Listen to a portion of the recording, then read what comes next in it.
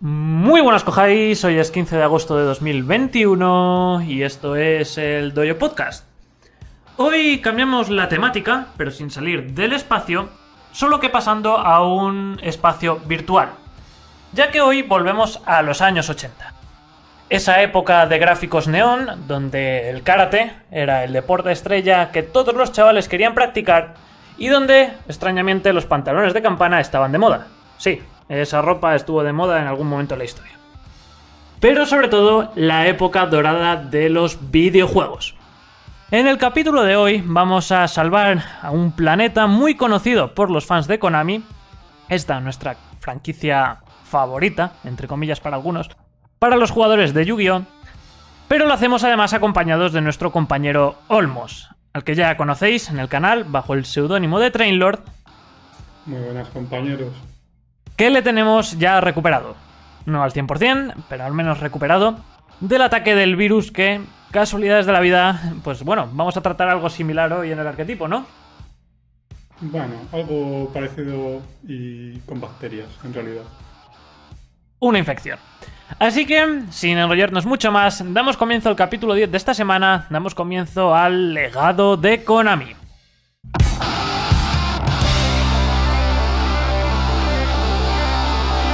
Poniéndonos de nuevo en situación, McFly ahora mismo rellena el condensador de flujo que nos volvemos a Chuck E. Cheese, que me he dejado la cartera y así nos echamos unas partiditas al Space Invaders. Ya que, pues, este fue el origen de uno de los géneros de videojuegos al que pertenece la saga de Konami, en la que se basa nuestro arquetipo de hoy. Este género es conocido como Shoot 'em Up o Marcianos aquí en castellano, categorizado por una nave espacial que aniquila a los invasores del espacio, a los marcianitos. En 1978 Atari desarrolló este juego tan conocido que inició en las consolas de sobremesa que la compañía había desarrollado para los usuarios medios. En la pantalla podíamos encarnar a un tanque que acababa con los invasores a golpe de láser en un scroll vertical. Esto se desarrolló posteriormente para las máquinas de arcade, las cuales revolucionaron el mercado de los videojuegos, provocando así la evolución de este género. Para los que aún os preguntéis sobre qué arquetipo estamos hablando, es el arquetipo basado en las naves de la saga Gradius, o Nemesis en Occidente. Este arquetipo, que también posee una carta con ese nombre, está conformado por varias cartas que incluyen los subarquetipos Bes y Big Viper. Pero por lo que tengo entendido, estos juegos eran scroll horizontal, ¿no? Sí, pero anteriormente Konami, apareció un videojuego llamado Scramble que ya era a color, no como Space Invaders, y evolucionó el género del shoot 'em up al scroll horizontal, permitiendo así un mayor trasfondo en el escenario y permitiendo al usuario imaginarse que estaba volando. O sea que hubo un cambio realmente en la jugabilidad con ese lanzamiento de Scramble, que sí que es cierto que no está representado en el arquetipo que vamos a ver hoy, ¿no? No. La carta Gradius, esta de la que estamos hablando, y su apoyo directo realmente apareció en el TCG en el 20 de octubre del año 2002, en la expansión Pharaoh Servant. Casi al inicio del juego, realmente. Completaría después el grupo en 2004 con los Bes y en 2006 con el lanzamiento de los Big Viper. Estos son los que protagonizan y antagonizan nuevos juegos de la saga Gradius, que además tienen varios spin-offs donde aparecerán también otras naves que aparecen en este TCG. Bueno, en realidad Gradius es el planeta que intentamos salvar. Nosotros somos el Big Viper. Es la nave principal del juego y que es la que intenta salvar el planeta. Luego, en otras sagas, encarnaremos otro tipo de naves. Big Viper mejores, el Lord British, el Halcón Beta, el Delta Tree o el Caballero Jade, entre otros. Que esos son cartas que además aparecen en el juego, ¿no? O sea, tenemos en el TCG disponibles para poder implementar en el arquetipo. Exactamente, son cartas que representan a estas naves. Y sobre todo, pues lo más importante es que hay otro tipo de juegos que son los spin-offs como Salamander, que nos aumenta un poco el lore del juego, haciendo referencia, por ejemplo, en Bes a Celos, la bola bacteriana espacial que infecta a las naves e intenta asaltar el planeta. Quizás suene un poco de Worm, el arquetipo. Una bola venida del espacio corrompiendo, ¿no? Pues bastante, Worm 0. Ya que estamos hablando, mira, ya hemos mencionado antes el tema de los Bes y los... Bueno, Bez, que sí que son cartas de arquetipo. ¿Realmente qué significan esas siglas? Porque Yugi sí que se caracteriza por arquetipos donde, por no poner el nombre, hacen acrónimos. Estilo DDD, Different Dimension Demon. BES, como tal, significa Bacterial Empire Ship, que hace referencia a las naves. Luego está BEZ, que es BEZ Celos, que sería la Bacterial Empire Form, la forma principal que tienen los alienígenas estos de asaltar a las naves. Uh-huh. Y estos Bes son los enemigos de los Big Viper en estos juegos de Gradius. Efectivamente, son las naves que intentan asaltar el planeta e infectarla con sus bolas, por llamarlo así. Bastante japonés todo, ¿no? Muy pervertido. Muy japonés. Sí que te quería preguntarme, ya que estamos, ¿por qué hay varias naves dependiendo de los videojuegos en los que nos encontramos? Por ejemplo, esos como mencionabas, el Lord British, el Halcón Beta, el Delta Tree. Son diferentes videojuegos. Por ejemplo, en Gradius 1 encarnamos al Victory Viper. Pero, por ejemplo, en la segunda saga hacemos uso de la Lord British. Según los videojuegos van evolucionando un poco las naves, un poco el lore y, sobre todo, van mejorando las naves y sus ataques. Refiriéndonos un poquito también al tema de la jugabilidad, porque sí que es cierto que tenemos que diferenciar lo que sería el arquetipo de las naves buenas, por así decirlo, que serían ese Big Viper, el Delta Tree y demás, con los Bes, que hemos dicho que son los enemigos, sí que tienen jugabilidades distintas. Esto es un poco también por los roles que cumplen en el juego, tengo entendido. Porque, por ejemplo, cuando estás utilizando las naves, me comentabas que hay algunas mejoras, por ejemplo, que te puedes encontrar en pantalla que te dan armas mejores, que te pueden curar vida o que te pueden dar habilidades adicionales.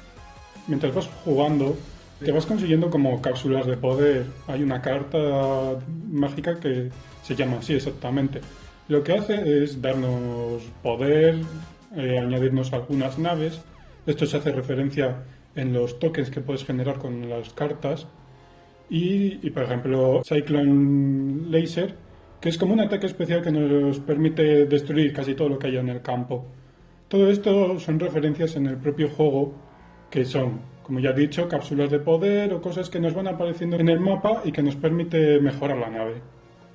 Esto lo veremos luego también cuando hablemos un poquito de la jugabilidad de las cartas, porque sí que es cierto que hay ciertos guiños o ciertas cartas que me comentabas, como es por ejemplo el caso de Safe Zone, que lo hablaremos después porque me parece bastante interesante, que sí que es cierto que no comparten por nombre, pero sí por el lore del arquetipo. Aún así hay un par de cartas que estoy viendo además aquí porque tenemos la colección de Trailor desplegada para hacer un poquito uso de ella en este podcast. Hay algunas cartas que no hemos mencionado en estos héroes de las aventuras, como son por ejemplo el Blue Thunder T-45.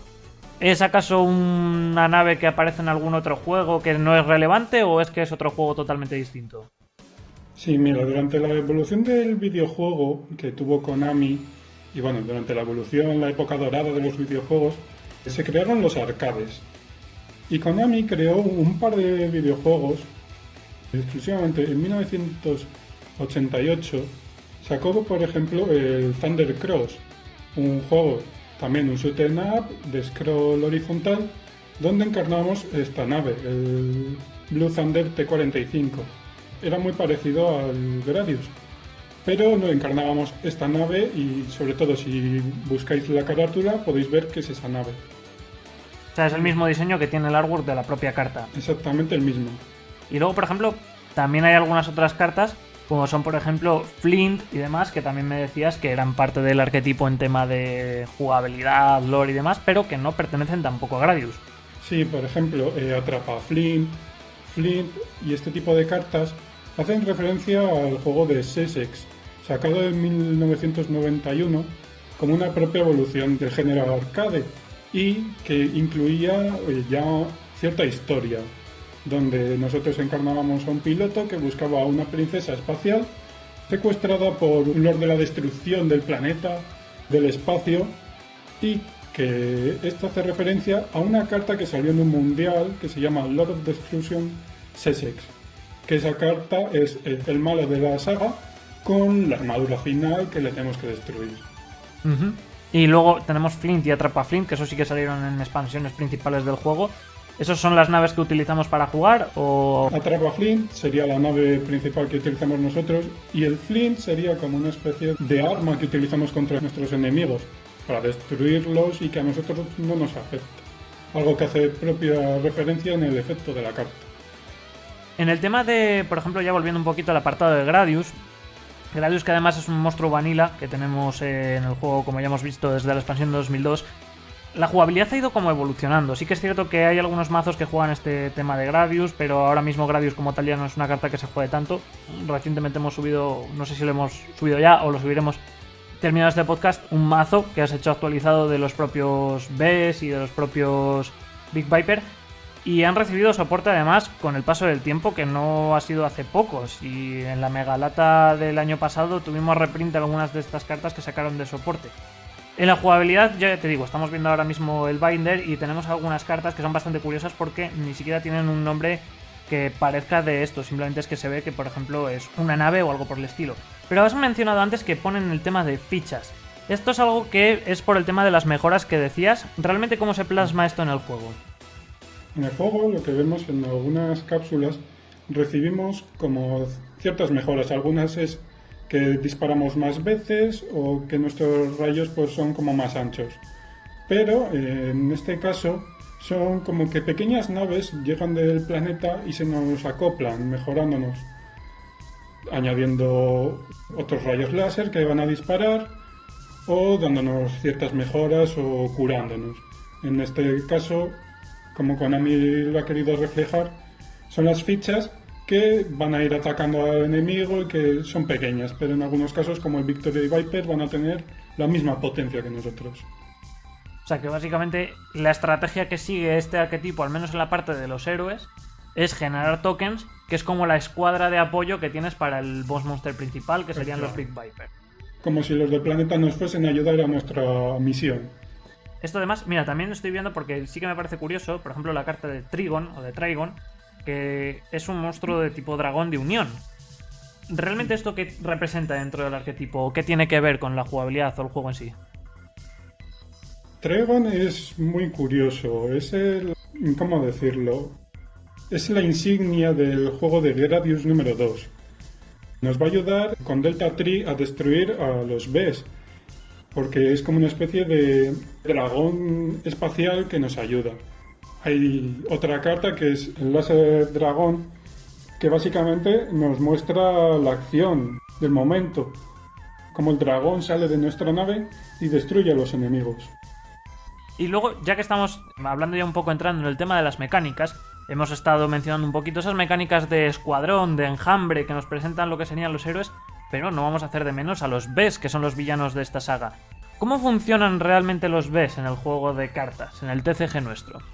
Los Bes nos muestran una mecánica en la que no pueden ser destruidos, salvo por su propio efecto, en el que cuentan con unos contadores, que cuando aparecen se ponen ciertos contadores, y esto en el juego se refleja como las fases del villano, en las que nosotros les vamos disparando y van como desapareciendo pedazos de esa nave.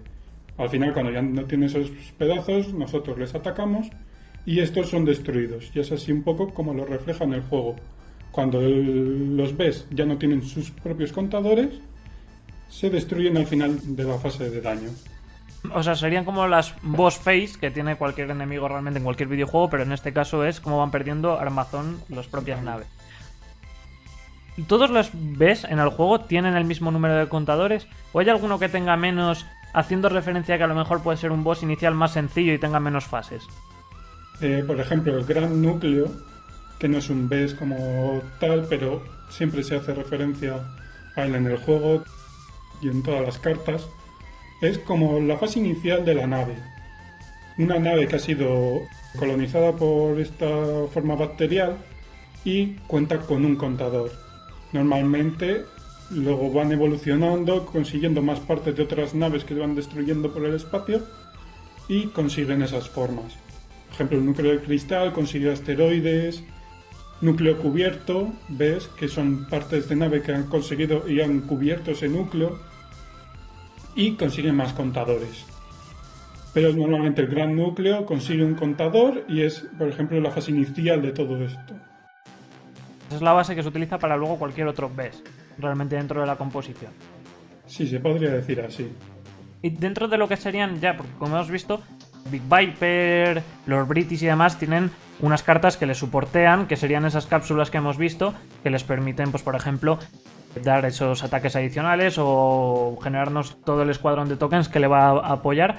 Los monstruos BES, ¿qué tienen o cómo funcionan las cartas para reflejar esa estrategia o cómo juegan los BES en el juego contra el jugador y cómo lo refleja Konami dentro del propio juego del TCG? Normalmente los BES son como los boss monsters del arquetipo. Lo que hacen es aparecen, pudiéndose invocar especial en algún caso, como los núcleos MK2 o MK3, o incluso el de nivel 9, no recuerdo el nombre. Esos aparecen en el mapa y cuando nosotros los destruimos, hay una carta que hace referencia que se llama Apuro de Jefes, o Boss Rush, que cuando nosotros destruimos a un boss, pasado un tiempo aparece otro.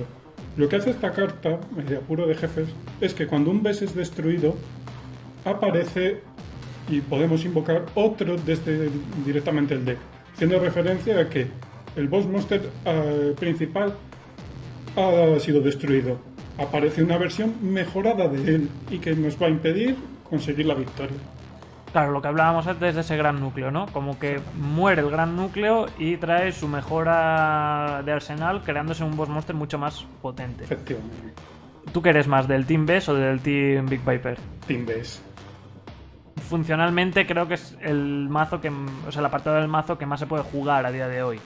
Funcionalmente se puede jugar, pero estilo fan.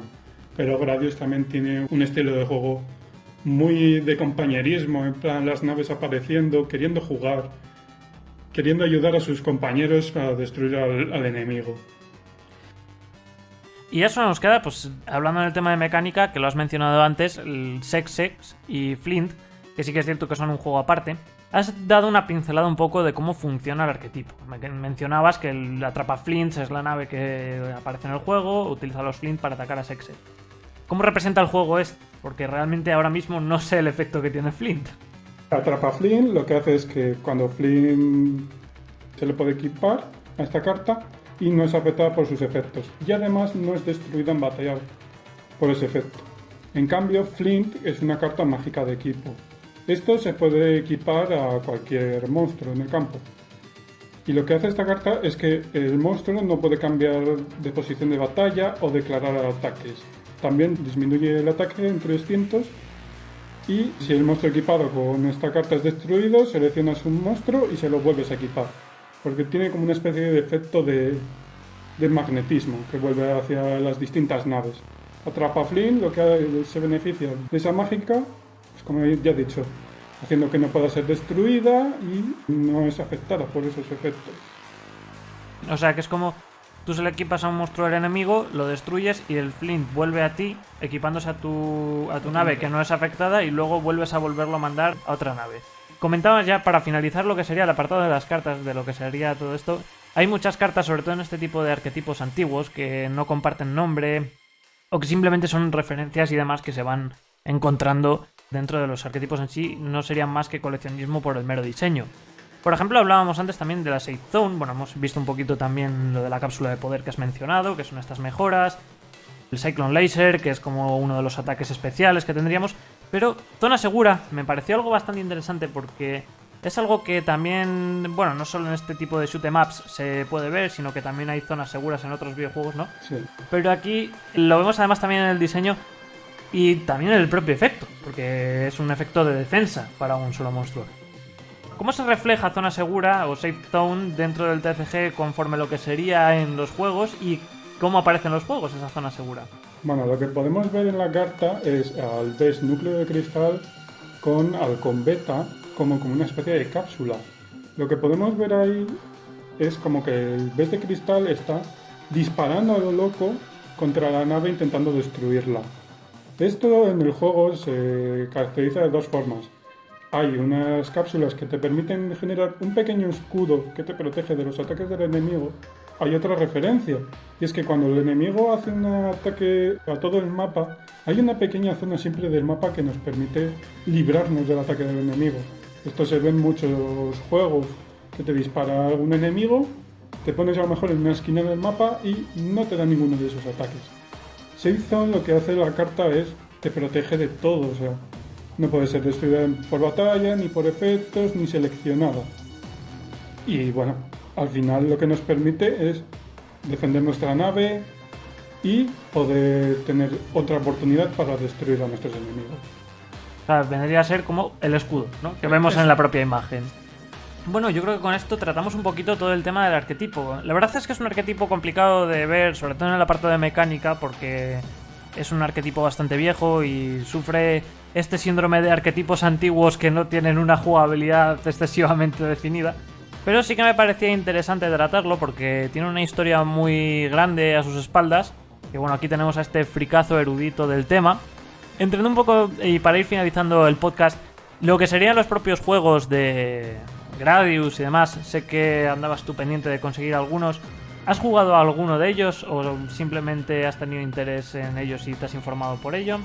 Y en caso de que hayas jugado alguno, ¿por cuál recomendarías a la gente para aquellos interesados en empezar o que es más disfrutable? Bueno, sí he jugado. Es más, si tenéis el online de Switch, espacio no patrocinado, tenéis los emuladores de Famicom y de todas estas consolas donde tenéis los 3 juegos, ¿vale?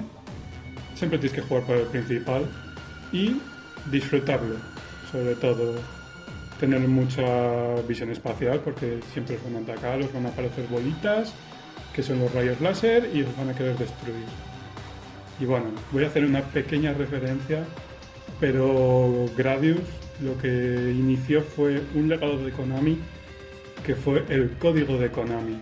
Arriba, arriba, abajo, abajo, izquierda, derecha, vea.